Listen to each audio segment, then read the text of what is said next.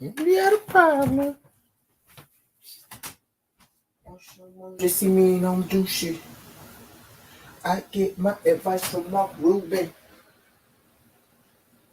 How we got beef? You see me and you don't do shit. How we got beef? You see me and you don't do shit. I want to play my music so bad, but I want to keep my screen, so I ain't gonna play it. I get my advice from Mark Rubin. She think that she clueless. Fuck the bitch. Fuck the bitch. Till she think that she clueless. Got some of that runts. About to roll up that runts. Fuck you, bitch. Yeah, it's time. I'm finna sign in, get the screen up, and get right to it.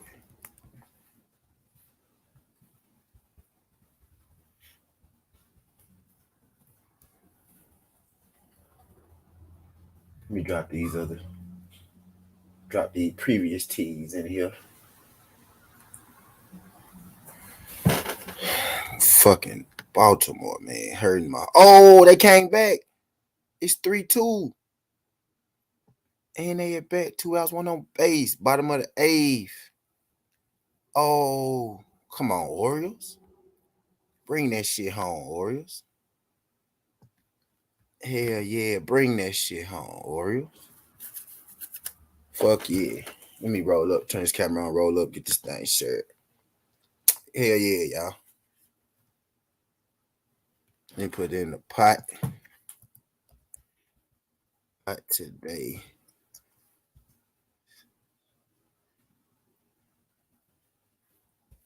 That's good. That's good. Let me get this thing shirt.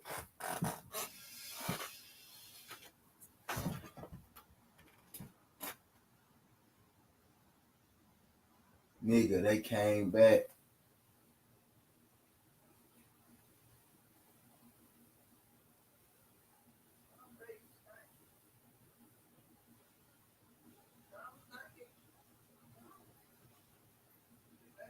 Let's go. That's what I like to see. Come on, Orioles. I need Orioles to close this shit on up.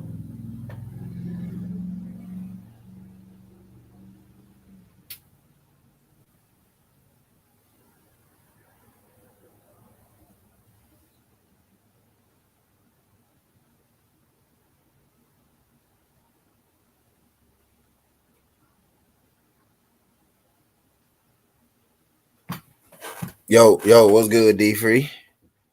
What's good, D-Free? The Orioles coming back for me, man. If I were down 3-0, they down 3-2 now. That's what I like to see. I ain't even mad, bro. They closed that gap. Top of the night, man. I need y'all to get right in this night inning for me, Orioles. I'm about to show y'all what I got. Now, what's good, D-Free? Professor X was good. He said, I got Chicago. I got the fucking Orioles. Fuck them right now. He said, what's a good website to bet? I want to put some on Anna Reed's FanDuel. Bunny, me, Southerntea. That's a good website to bet. Me, you can come here. You can bet. But FanDuel, Barstool, all that good shit. FanDuel, Barstool, all that. Oh, Chicago Bears over the Seahawks. Okay, who I got in that one? I think I picked the Seahawks on my slip. I picked the Seahawks on my slips. Yeah. I like Justin Fields as a player. FanDuel, yeah. DUEL. I'm about to make some more. Right now. Actually, I'm gonna let y'all see what I got. The Bears, I got the Seahawks. It's gonna be a close one though. I'm gonna let y'all see. I ain't got the football in here yet. See, this is what I'm working on now. See, I won. I won these. I won Poland by 1. I won the Cardinals. Greece won. Texas Rangers won. Milwaukee Brewers won. if I can get the Orioles to close this game, that'll be my early slip. That'll be all my early games. You know what I mean? One. Then I have 3 games left on that one to hit for the 89. I bet $2 to win $86. You know what I mean? So I need the Orioles to get right in that one. And then I need the Orioles to get right in this one too. But this is my new one that I'm making now. Padres, Rays, Suns, Storm. I got the Jays in here over the Yankees. That's the one I ain't too sure about. Because the Yankees my team. I got the Red Sox and the Braves.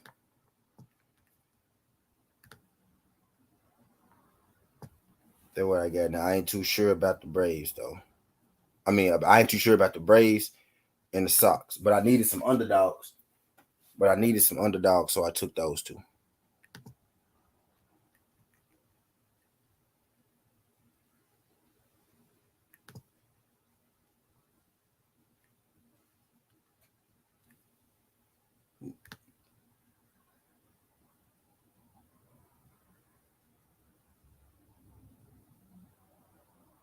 Think I might just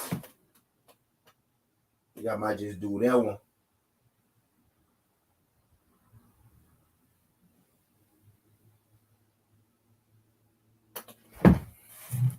Think I'm gonna do that one for 2.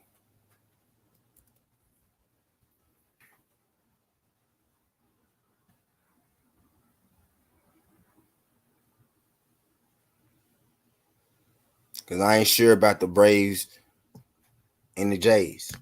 I ain't sure about the Braves and the Jays. There's Seahawks 2. D Free said he got the Bears. I put the Seahawks in my parlay and my other one. They got Vegas got the Seahawks beating the Bears. But actually it's going down right now though, so D Free must know something because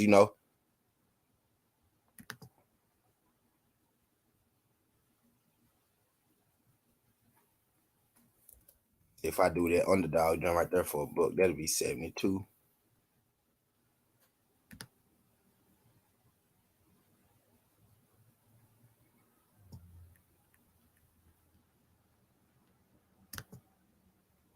I'm gonna make that one. I ain't even shared this jump. Let me share this jump.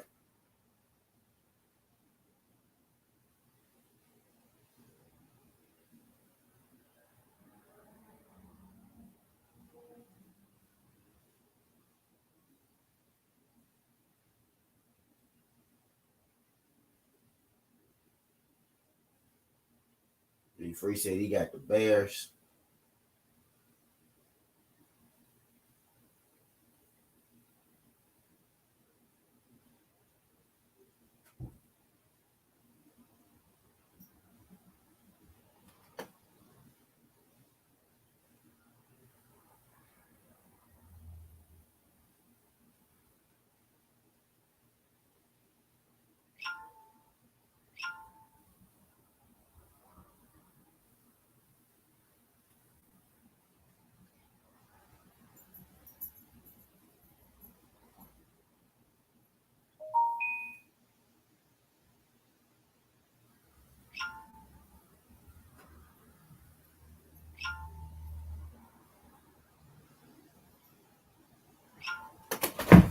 Oh, my bad.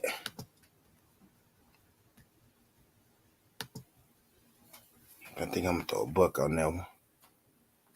Hopefully the Orioles close me out. 155. I think it might give me 100. Yep, and it does. Let me see. Yep, roll up on there. So I got one in right now. Yeah, let me roll up on that. See what the Orioles doing right now. They about to get them up out of there.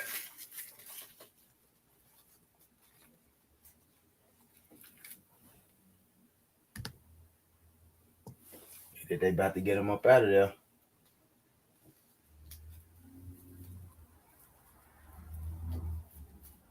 I gotta get me another phone. or another like tablet or something, like another setup. So I lost my fucking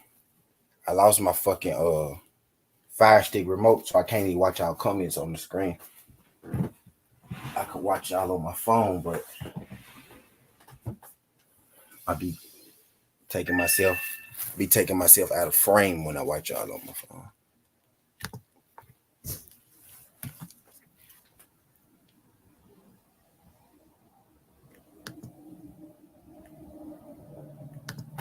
So right now we clocking the Orioles.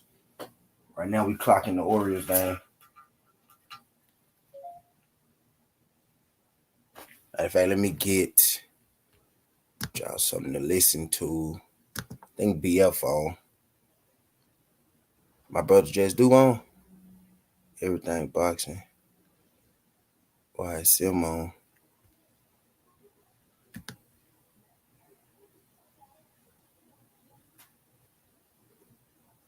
You know, I guess BF said, fuck that shit. What we go listen to then?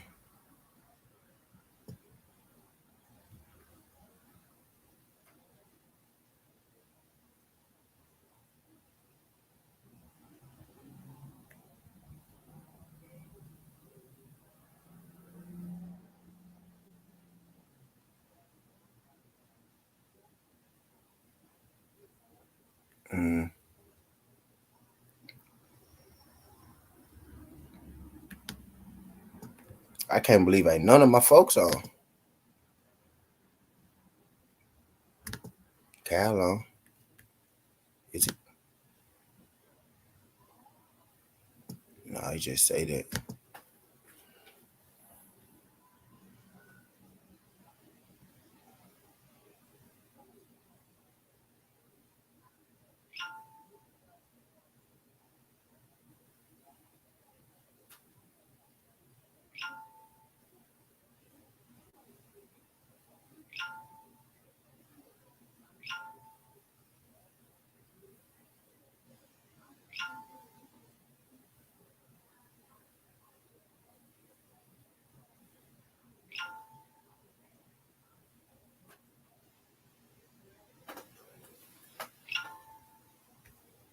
Fuck it.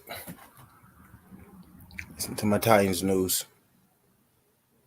while we watch these tickers and I roll up. If you are like producer Jack, you are very excited for preseason week 2. Show us that you are by liking this video right now, and Come on, we've got Orioles. some great preseason coverage for you planned here on Titans Today.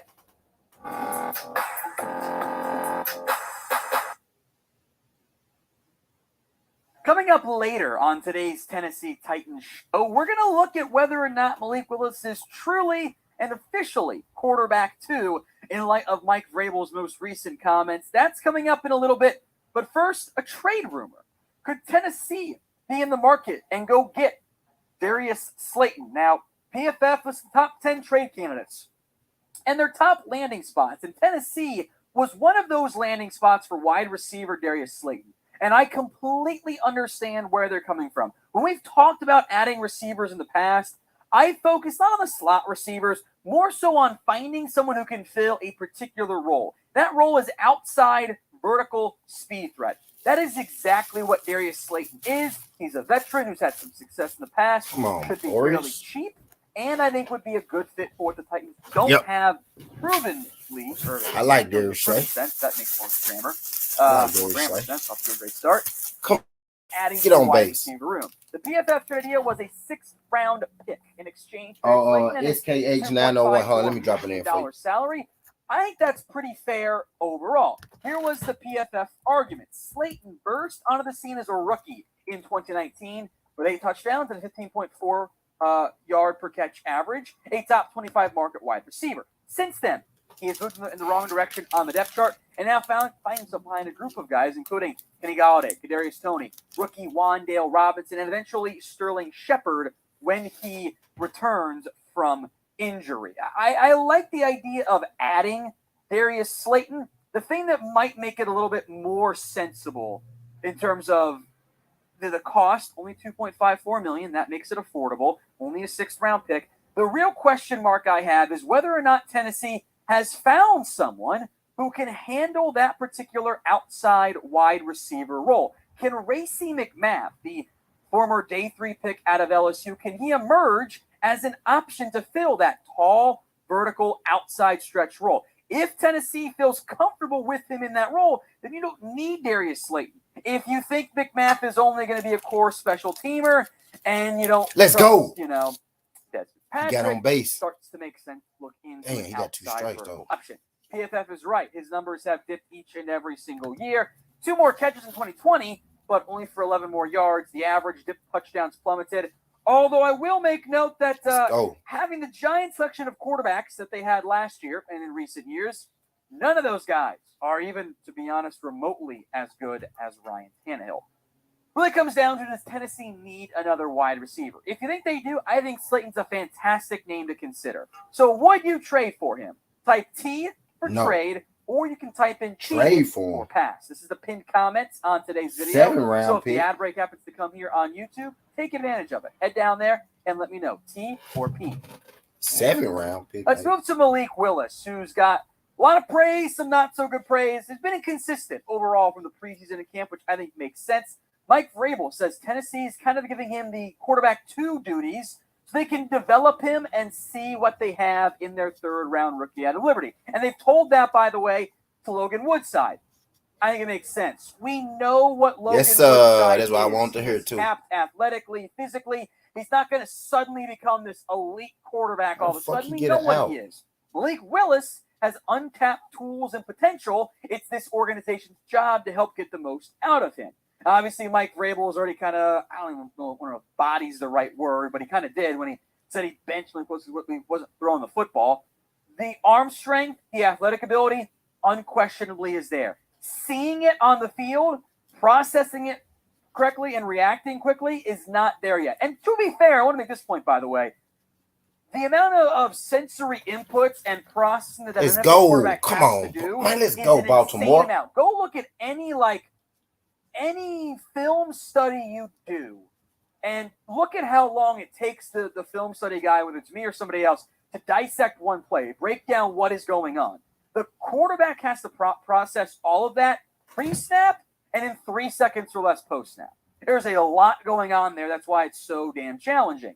He continues to be pretty inconsistent at practice and training camp and the games, but there are the high-end traits that make you go, oh, man, this guy could be something special and fun. Ready to risk it all is the phrase thrown around here in the office every now and then around Malik Willis. But what is your confidence level? If you're a 1, type it in the comments section. If you're 100, like I know producer Jack is, type that in there as well. Sound off in the comments. Here's the latest now on wide receiver Treylon Burks. We mentioned yesterday, injury at practice. He was back after leaving early on Wednesday, had a sleeve, that one of those compression sleeves on his left leg. He was active in 7-on-7, some of the drills, not all of them. And then he also skipped the team portions of practice today, which is a clear sign there is something wrong with Burks, but it's minor. Like in terms of something he probably felt something tighten up, whatever. So Tennessee was ultra cautious. Play, man. I'm not worried about him, even if it's another example of it's not quite the 100% we want. Let's make another one. His team needs him. I know the fans people are all concerned about, Burks was working with the 2s. Well, yes, but he's also gotten a bunch of reps with the 1s, so I don't know why that was blown up the way that it was on social media when it was in an accurate report by NBC Sports. I digress. I'm banking on Treylon Burks having a huge role for this team, and I think so too is this organization. Now, our goal, what time the football game today? 5,000 subscribers before week 1. We are 556 away. Making progress. I got you, Ray. But also running. I got you, Ray. I'm gonna add you on this one, Ray. Take our word for it. Take the word. I got you, Ray. I'm gonna add you on this one, Ray. Titans Today is my go-to spot for the best Titans news and rumors. Subscribe right now. Listen to this photo of Derrick Henry. Hit that big red button and subscribe right now. How about Caleb Farley? He's next up here. We mentioned yesterday, rough day. Beat twice, badly during joint practices, didn't have it going very well.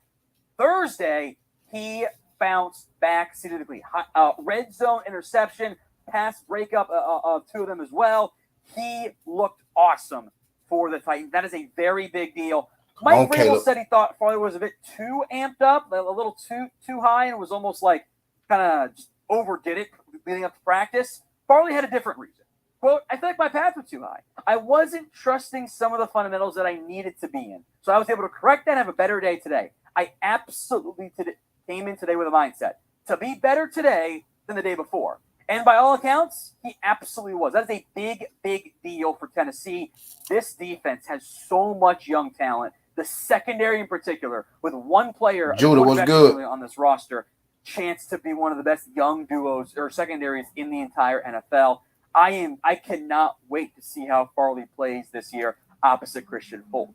So y'all overhyping now, DBs. Good bit. They got to get together. Yes, you do, and for no, what's good, Judah? Not. Today's show was made possible by our sportsbook partner, Bet. What's good, Joe? I'm about to make us a bet right now, dude. 125% so you can see deposit bonus. So you can see it when live. You head over to chatsports.com/bet. That's promo code chat125. We put down at least $100 ready, Jude? at chatsports.com. We gonna look over it too. And they're gonna give you free money. You can bet on the preseason, we gonna look the over Super it Bowl, too. And the tomorrow regular we gonna do the season, fight bits in every single game of the year, even the preseason ones like the one against the Bucks. Tennessee, by the way, I got you, Ray. favorite. I like him. I'm gonna put you on this one, Ray. Quarterbacks are bad. Kyle Trask. I got you, Ray. I don't know how he got drafted so early. I digress. So we got Connecticut. I bet on Tennessee in this one. You can agree with me or fade me over at chatsports.com/bet. Use promo code chat125 for that 125% deposit discount. Saw Kyle Phillips now, the slot receiver who's drawn a ton of praise along with Chico Conquo overall from among the young rookie class, plus how good Roger McCreary is. Phillips, I think, bit unsurprisingly, torched Bucks defensive backs in one-on-ones and 2v2 drills. And that shouldn't be a huge surprise. These types of drills are perfect for a receiver like Kyle Phillips. When you're able to run some fun routes, you're able to run those whip routes, those blaze routes, whatever route combination you want to use, you're able to make some major big-time splash plays because this is a drill geared for the receiver, especially the shifty route runners. That's what Kyle Phillips is. So let's have some fun. Of the two rookie wide receivers, who do you think will end up with more yards this year? Type in KP for Kyle look over Phillips, the WNBA game. TB for Traylon Burks. The trendy thing as of late has been to discount the rookie first rounder and hate on Traylon Burks. I'm still easily taking Burks here. It's not even much of a conversation for me. I think Burks will have double the yards Kyle Phillips will. So I'm typing in my TV. Speaking of T's, Tannehill is next up here. He continues to look sharp so far at OTAs, at minicamp, and training camp in the preseason. 38 of 52, that's 73.1% with one INT in the joint practices. Shout out Jim White for tracking all the numbers there. That was 7-on-7 and team drills. I want to see who won yesterday. Make sure the Sky won. From that standpoint, and hopefully a sign of a bounce-back year statistically for Tannehill. He drew a lot of praise overall from a QBR ESPN perspective. Chicago lost game one. He played quite as well as that individual number might suggest. But for an aging veteran quarterback, it's now or never for him to make another step forward and have some more playoff success. One last injury note. It's a good one, too. Chris Jackson held out of practice since his knee injury against the Ravens. No, MRI couldn't have played. Come back clean, by the way, so good news on 3, that front. The expectation is that Jackson whatever you want to say, Judah, 3 gets you in. Here you go. Soon, maybe not before the preseason game, maybe the days after that. I just made one for Insider. I'm finna do one now. Like I mentioned, there's a lot of talent here. I just made one for 150. Yeah, so 3 will get you 2 bets at this rate. You know what I mean? But yeah, to see what they can 3 get you in, Judah. Farley, Molden, Jackson, Maven, Shakir Brown splash a little bit. Now you add Lonnie Johnson as a corner safety option. This team's got talent. Yeah, but we got Dallas versus Connecticut today.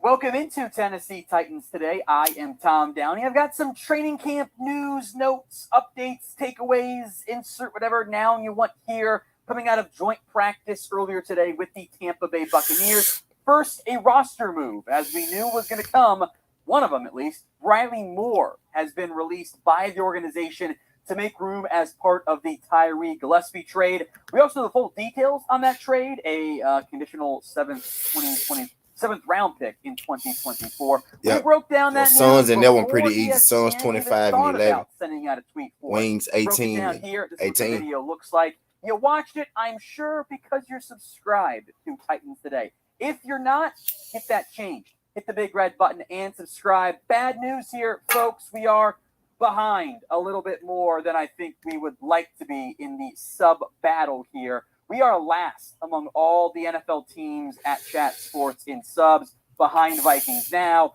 behind Ravens rundown, Falcons today, Saints now. Let's change it. Hit that big red button and sub right now. Let's talk now about Treylon Burks, the latest on the first round pick from the Tennessee Titans. Yeah, Connecticut go in that one. Again, and we got Seattle. I am and we got the Washington and Storm. As much as this one gonna be close. 22-14, 22-14. Seattle at home. He had a strong start in joint practice today against y'all want to see the finest woman in the WNBA? 50-yarder. She a rookie. Y'all want to see the finest woman in the WNBA? And then because we can't quite have 100% positivity all the way on Burks, he did. See, this picture don't even do her justice, y'all. This picture don't do her justice, man. Details on that. We know how head coach Mike Vrabel likes to never, ever, ever share actual information. I'm not panicking too much fun. He walked off. She a rookie. This pick don't do her no justice, y'all. She's so fucking fine, throughout the week. But Tennessee needs a good and strong and impactful Treylon Burks in year one. He was very productive at Arkansas, was the first round pick. And I think this organization, Mike Vrabel in particular, is going to really, really push Burks to get everything possible out of him in terms of this overall organization. I don't think they're going to make life easy on him. They're going to push and push and push. Kind of like, as an Connecticut example, and Storm. what we saw Kyle Shanahan and the Niners do with Brandon Ayuk, not making it easy on him at all.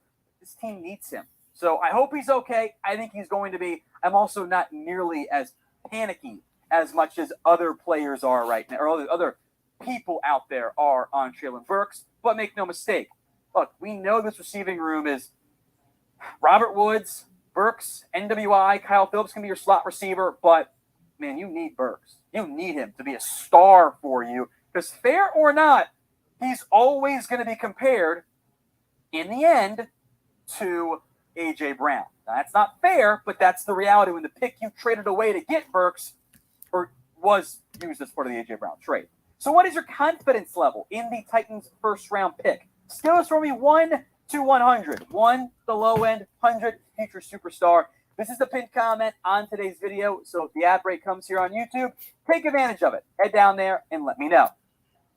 Let's talk Nate Davis now. Some injury note, 3 different guys we'll discuss here beyond Burks. He left practice early.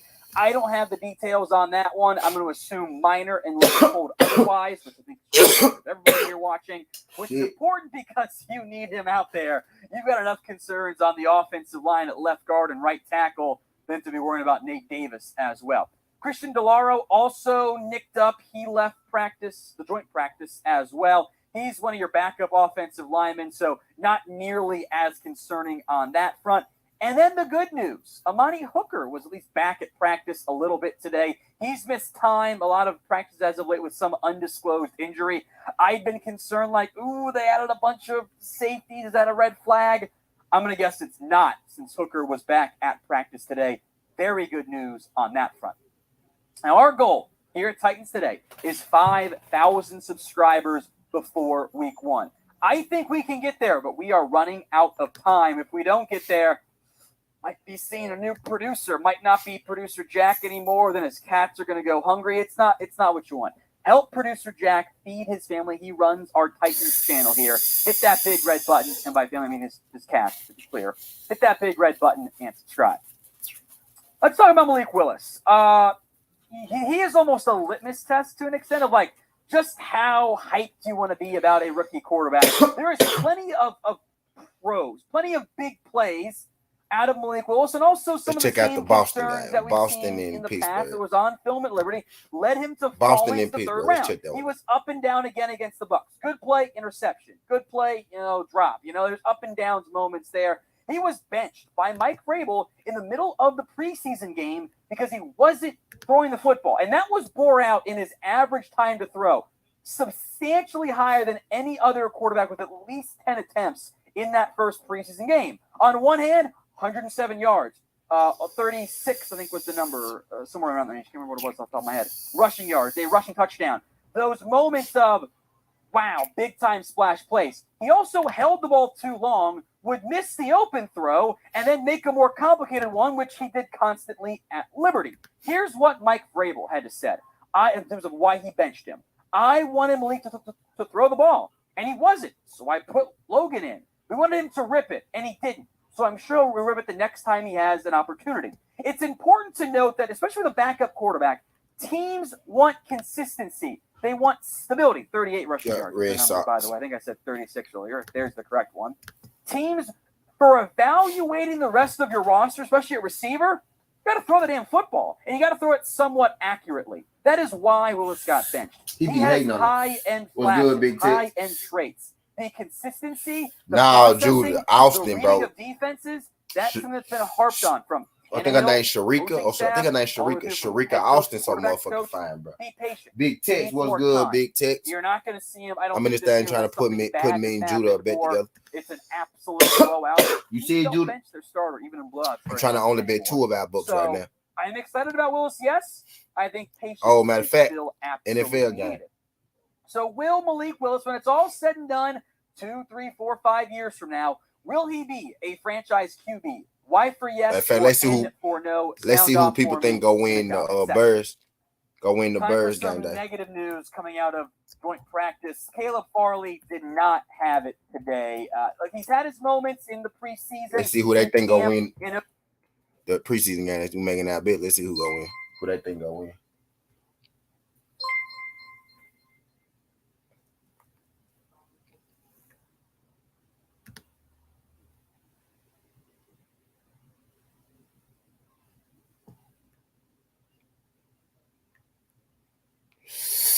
He did his 4 hours ago. Man, D3 Post did his today. Man, D3 let these people do their prediction shows. D3 ain't even do his. One way out. He probably had to work though. Well, let's see what they talking about. Primetime football is back for the Chicago Bears. It is preseason, but I don't care. Thursday night football, start the weekend early. Hawaiian shirt is out. We are on the West Coast. Thought the Hawaiian shirt would be a good theme as the Chicago Bears take on the Seattle Seahawks tonight in their second preseason game. Less snaps for the starters, a new offensive line mix. The Roquan Smith situation continues to just simmer at a small boil, but the team is not playing around. And much more for you guys to come. I'm very excited for tonight's game against the Seattle Seahawks because we are going to start seeing much more of the formation of this roster moving into the 2022-2023 season. But before we hit on more, we'd like to thank today's sponsor, BetStamp. BetStamp is a mobile and web-based platform in the sports betting space, built for people looking to take sports betting seriously. BetStamp solves the problems serious sports bettors face on a daily basis by providing them information and tools they need to succeed, such as tracking their record, seeing the best odds across sportsbook within their state or region, and interacting with other top bettors to see how they make their moves. Download today on the Google or App Store, or use your own web browser. Use referral code JSHY, that's JAYCHI, to get in on the action when you sign up. And make sure to follow me, Chicago Net. I love BetStamp. Again, was not a betting guy until BetStamp came to me. Now I am because I can see my analytics very well on how well I'm doing with my bets. Get to the motherfucking breakdown. We'll only be playing 6 to 10 snap offense to start things off. Of course, visit the link below and use code JAYCHI, that's JSHY, to sign up today. So let's get into it. The offense to start things off, according to Matt Eberflus, and this applies to the defense as well, will only be playing 6 to 10 snaps as a starting unit. That doesn't mean that some starters might not stay out there longer, but Eberflus is making this decision due to the fact that the Chicago Bears are on a short week, and again, it is only the preseason. Velus Jones Jr., David Montgomery, and Cole Kmet are back and will be playing today. Very excited about that, especially Velus Jones Jr.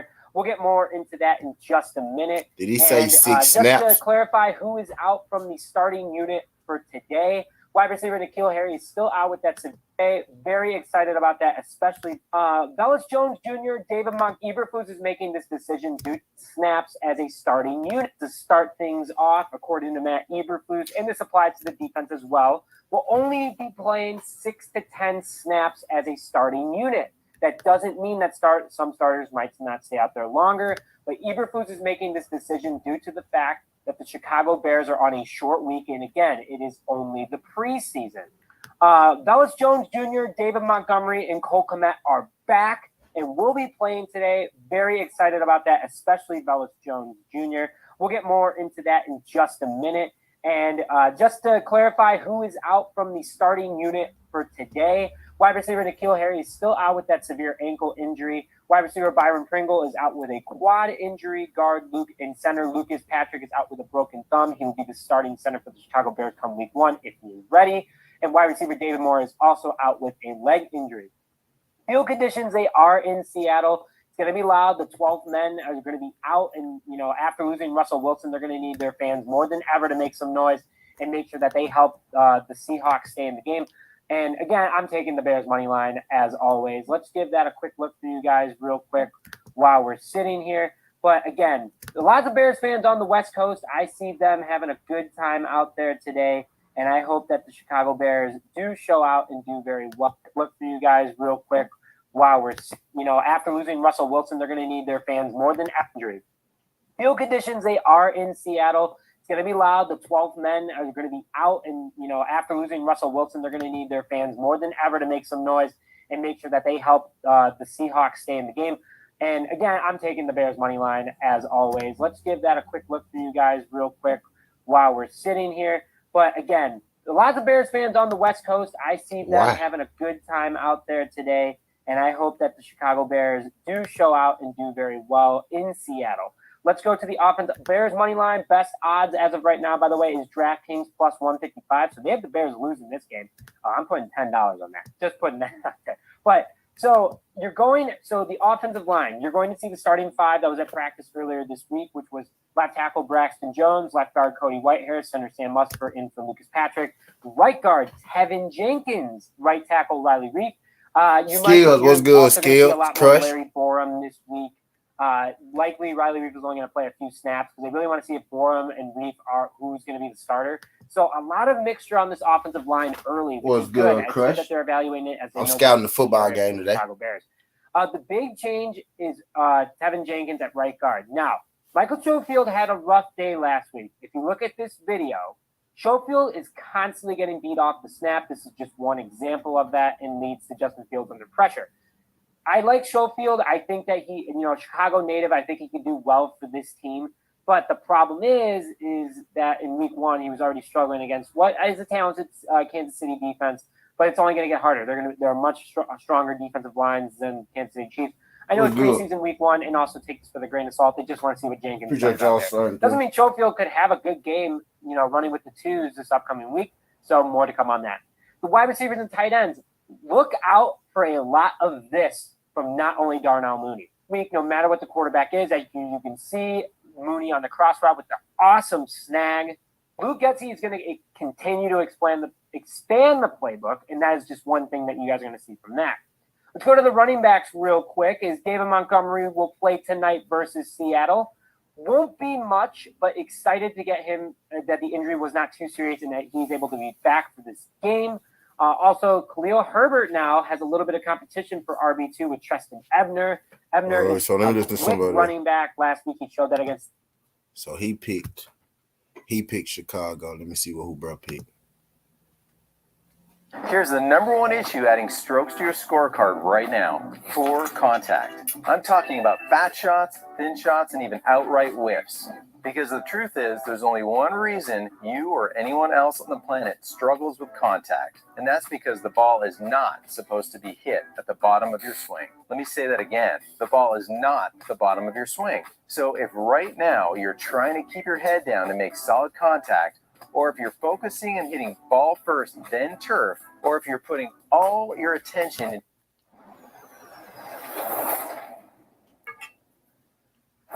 All right, everyone, welcome back into another NFL DFS video. Going to be getting into the showdown slate here for the Thursday slate. It's going to be the Chicago Bears versus the Seattle Seahawks, and this is kind of, I don't want to say it's a great slate.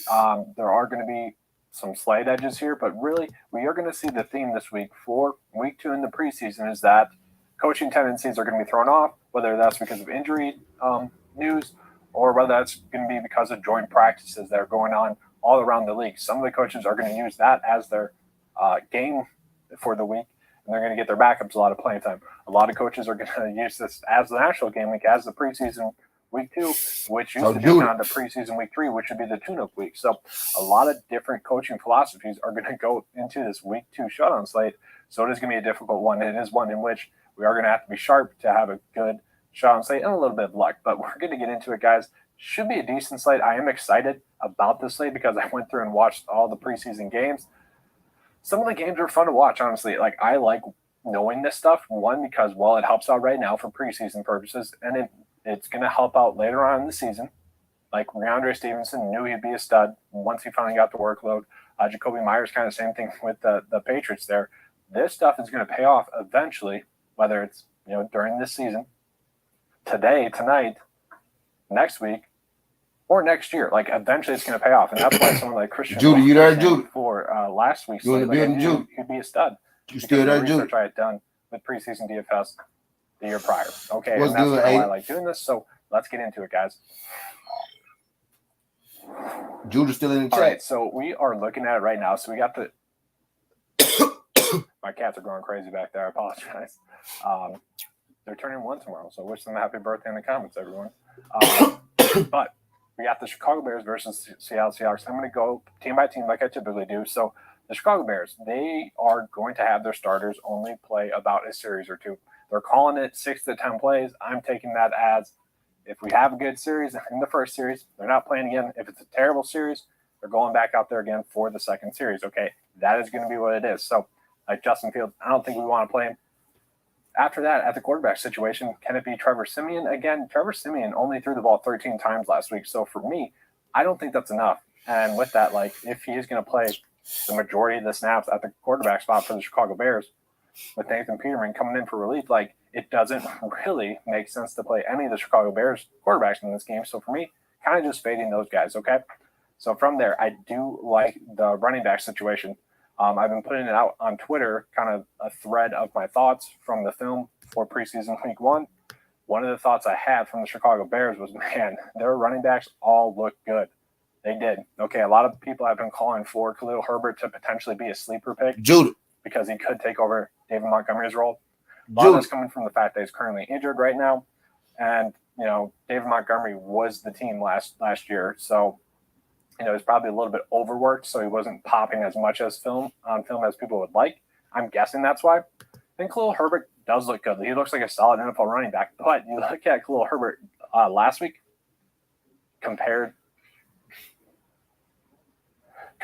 to, like, what Treston Ebner did and Darrington Evans did, like, they both look good. Like, I still love Treston Ebner in this one. Like, I think he could be a great shutdown. I think you could actually end up having him in your core.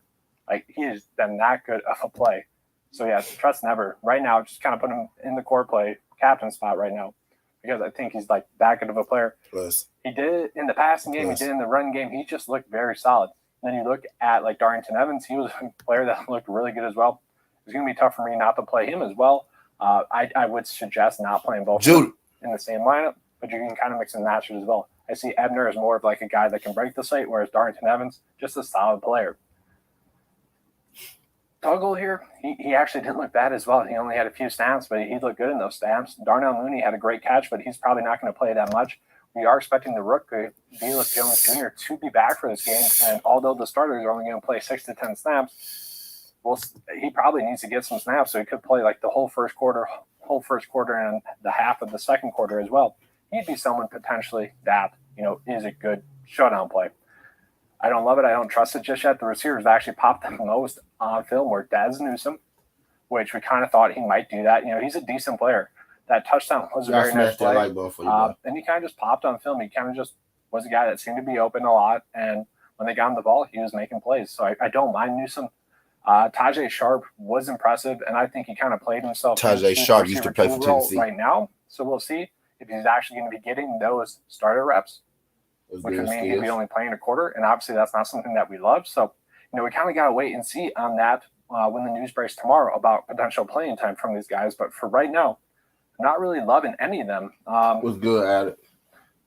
Yeah, like the receiver spot just kind of dull there for the Bears. And that's comes down to the fact that they just weren't throwing the ball a lot. Okay, so if they are going to be running the ball a lot and not throwing it that much, that means that the Bears defense for the showdown site is going to be great. Okay, they actually looked really good on film last week. They were one of the most impressive defenses last week. I was doing my write-up, and I think I highlighted 2 Bears players on the write-up, and that is kind of a skewed write-up towards fantasy football. Like, I'm skewing it towards that. So there's 2 players that popped so much that they were making plays that I wanted to write about it. Okay, and one of them was a Badger. I'm from Wisconsin. I like the Wisconsin Badgers. Jack Sanborn. I said that wrong, but he was playing so well that kind of sticking out on the broadcast, so I kind of just mentioned him.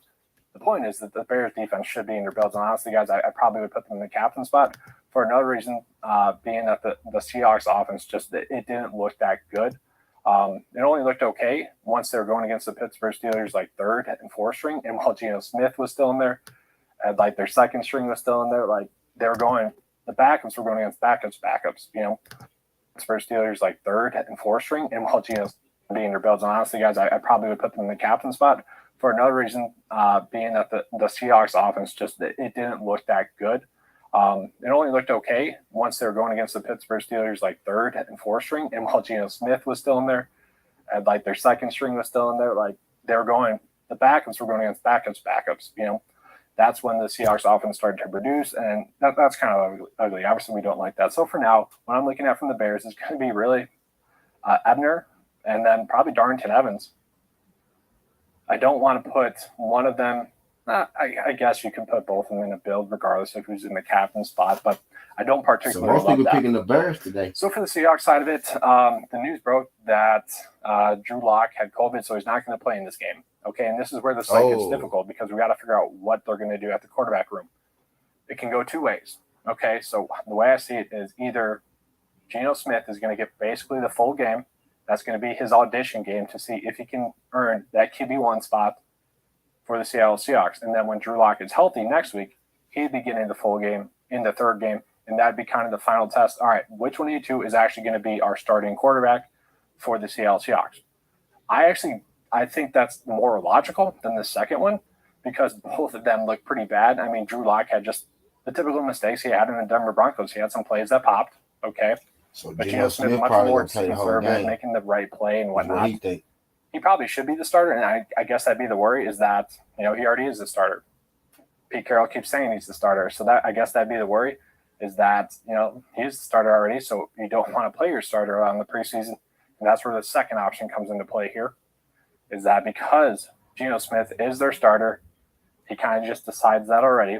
We'd be looking at Jacob Eason as kind of the quarterback that's going to play a lot. And I do think that we're going to get this before lineup lock. I think we'll get this news before lineup lock from Pete Carroll. We'll have to see, though. Okay, I really think it's either going to be one of those 2. I don't really see it. Really, Bruce. Right, Geno Smith's playing the first half, and Jacob Eason is going to play the second half. At the very worst, I guess that's what it could be. But I think Jacob Eason, I don't really think he's a good player. But once again, it's all about throwing the ball a lot. It's all about those numbers. If he's going to be throwing the ball 20 times, that's something that's going to be something I want to chase. Playing time is king this one. So maybe you do want to play him.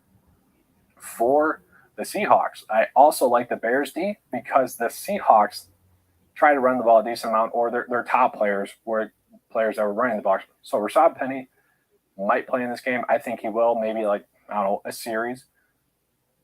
Kenneth Walker not going to play in this one. He sustained an injury, so this is going to be, Rashad Penny's role now for a little bit until Kenneth Walker is back, and we'll have to see if that's going to be a while. I think this is Rashad Penny's job to lose now. So DJ Dallas is weird because he is like the poor man's version of Chris Carson. Like, he wants to be Chris Carson. He just doesn't have that burst that Chris Carson had pretty much. He carried the ball 10 times for 73 yards, so he did have a couple of big plays. But it was really as the game went on. Not big. Nah. Well, yeah, I am, huh? Players that won't be. I guess I am, huh, Coach Joe? He really started to dominate them. You can kind of see the level change throughout the game, especially when you have. Try to see who playing. Like Dallas playing a ton. Oh, there's my. I'm gonna take the Bears. I'm gonna take the Bears. I can see it in the camera. I'm gonna take the Bears, Coach. The screen, whatever. But yeah, DJ Dallas, like he looked good enough to produce. I guess that's the best way. I'm gonna take the Bears with the points. The amount of snaps that he played last week, and it makes sense for him to get that same allotment of snaps. DJ Dallas makes a lot of sense. And then Travis Homer, he looked good as well. Travis Homer is much more of the big play guy, whereas DJ Dallas is going to be much more of the safe play because, well, DJ Dallas is probably going to get right around 7 or so touches, so that makes him much more appealing. Whereas Travis Homer probably going to get around 4 targets, kind of like he did last week, and those 4 targets could lead to 2 catches for 40 yards. And then maybe he gets like 4 rushes for. Yeah, that could be a decent amount because if he's rushing the ball, it's most likely going to be a third down situation. I'm doing it now. Which means if he's rushing the ball, it's going to be a draw that probably gets like 7 or 8 yards. So that'd be something that's a little bit intriguing to me as well. Really, the only pass catcher that stood out for me on film that should get a decent amount of playing time is going to be the Dareke Young. Dareke Young was on the field the most out of any Seahawks receiver last week. That's intriguing to me. He did have a touchdown. 5 targets and 30 yards. Like, that is pretty good from the rookie receiver. Like, they drafted him because body-wise, he's kind of the same as DK Metcalf. Now, obviously, he's not DK Metcalf as a player, but that's kind of, I think, the reason why they liked him as a player. This is Joe right here, Coach. They wanted to make sure that they got him instead of trying to pick him up as an undrafted free agent. Like, he was worth the look, and he looked good for the most part. I mean, none of them really stood out that much from the Seahawks. Like, Penny Hart is someone that has been connecting apparently with Geno Smith in camp, making some touchdowns and whatnot. So he'd be someone you could look at as well. Penny Hart is not a terrible play, but they're still banged up at the receiver spot that I think the rookie receiver that is kind of a developmental player that they want to maybe make a beast. Padres. Maybe next year, it makes sense to get him playing time when you can right now. Connecticut Suns, Seattle Storm, Tampa Bay Rays, Padres, Boston Red Sox. Over, making sure I didn't miss any news. Then I got Blue Jays Johnson did +1. actually make some plays. I got the Columbus Clippers minor league. That's the only minor league I got. Then I got he looked fine. Bears 3.5. That's kind of and the Braves 1.5. Seattle Seahawks. Like, Bo Melton made a couple of plays as well. I got the Mets and the Yankees. They just spread the ball. I think they go too much. win right. The targets were not that good coming from Drew Lock and Geno Smith. 1.5. What you think about that? If Easton's going to be playing, like, probably not going to get there either. So it's kind of the problem with this slate. It's like we have a set base of like I got Bears, the New York teams to cover. Ebner, and then I probably like DJ Dallas and Travis Homer more than I got the Evans. I got the other teams to cover the New York teams. Dareke Young, like that's the only like players that I have confidence with. You could throw in Tarzay Sharp in there. I did that for the points. I think the Mets and Yankees go win, but I took the points. Beals Jones, for the odds. Junior, if you want to. It's just a guessing game, especially with the starters going to play 6 to 10 snaps. Like, we know it's going to be a series or two, made a couple more, depending on how the offense does. And they suck for 2 straight series. Straight up they might on go this back out again for another series. And then just looking at like kickers and tight end or kickers and D, like Seattle's defense could. But this is the family joint right here. Simeon looked good. I thought Peterman looked good enough. I don't really see the Seahawks D kind of getting that lucky turnover from a quarterback kind of, I guess, getting nervous in the pocket and just making a bad play decision, holding on to the ball. I took the Rays at home. That's kind of why I like the Bears a little bit more. The Padres at home. Maybe don't play the Bears or the Red Sox away. Which sounds weird, but I got the Jays with the points. I took the Columbus Clippers at home. It's unfortunate, but it kind of is what it is. So Bears with the points and the Braves with the points at home. But for the most part, unless we get news about the Seahawks quarterback situation, this is going to be the build that I am looking at. But that's all I have for you guys for this video. Hopefully you guys enjoyed it. If you did, please give me a like and subscribe. I do appreciate that. I wonder why they. I am curious. I want to know how you guys No did C last week, was because I good. feel No like we C. He had said, a really Usyk was good, bro. solid slate, each and every slate. Like, yeah, I got Usyk myself. I feel like I gave out GPP winning advice by far on each slate, and I know I did because a couple of people that are kind of long-time 9-to-5 members took down a couple of GPP. Yeah, so I'm pretty. I feel pretty confident in that. I got the Bears with the points. Most people picking the Bears to win.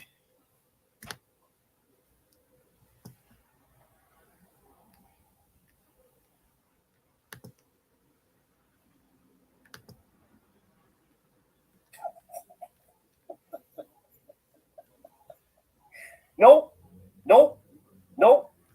I'm not listening to nobody tell me that's that nigga, dog. My nigga Stunner. That's him, dog. I'm not. Nope. He retired, man. Nah, homie. You listen, bro. You can't tell me that that's not that nigga. I ain't He said the dude look like Lil Fizz, dog. So Vasil Lomachenko. He do, though. Is coming back to fight Lil Fizz.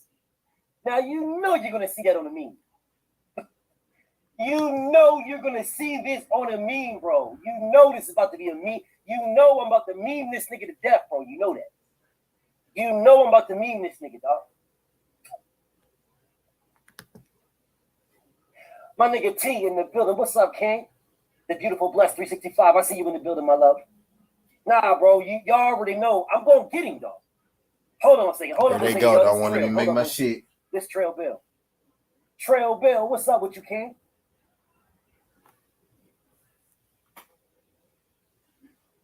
Hey, Trail. I'm chilling, King. I'm on this live right now talking about Lil Fizz. Because Lil Fizz about to fight Lomachenko. Nah, for real. No, I'm not bullshitting. I'm dead ass serious. What's good, Tyreek? Like I'm not even. Appreciate your side, dude. John Tyreek. Lomachenko is about to fight Lil Fizz. If let me make my bet, bro. Fighting. I'm dead ass serious. Swear to God, bro. Pete, jump on my live right quick. Look at my live. You'll see that nigga.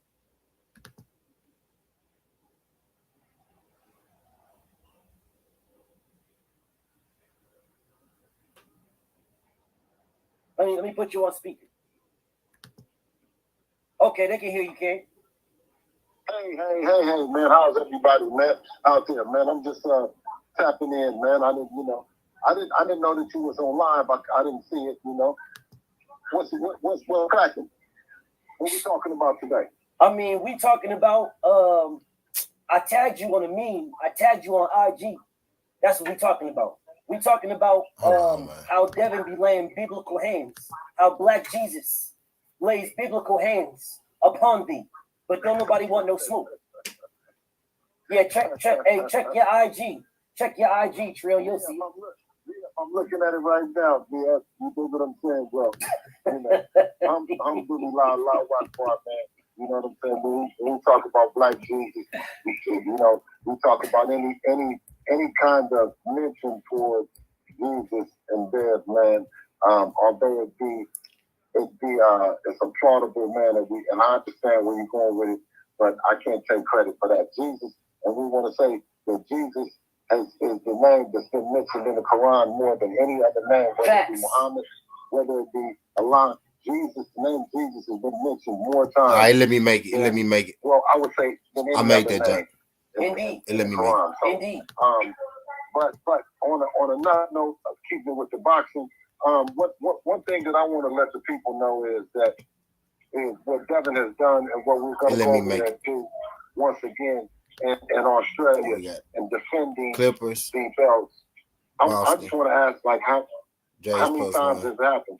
And what is each time that a person has been undefeated? I'll go start in the 6 o'clock hour. And what does this do for Devin's legacy? And, you know, and then that's all that I was kicking with you with. Well, you know, I can answer those questions right now, Trill, but I don't want to. Like, I want to do a video for that specifically because I don't want it to get lost. And that's a very, very important question. And it's a very, very serious question, right? So big. But if I answer it right now, how long I've been on here? Because I'm gonna clown these niggas. An hour. And I don't want it to get lost. I'm going to get up out here. I'm going to wait them last 40 seconds. I'm going to get up out here. I ain't going to be here too long. Well, one thing that because I'm going to be on panel. I'm going to be on Divine Sense show later. We're going to be talking AJ Usyk. One day be considered one of the all-time greats, be on the Mount Rushmore. Divine Sense later. And becoming undisputed and going back over there. So I'm going to end this in 20 seconds. You don't got to defend, you know what I'm saying, it's remarkable. For sure. You know, so, and also, you know, I want, you guys to know that George Kambosos has raised his hand not once but twice. And it takes a hell of a motherfucker to get in the ring, right, up under them lights,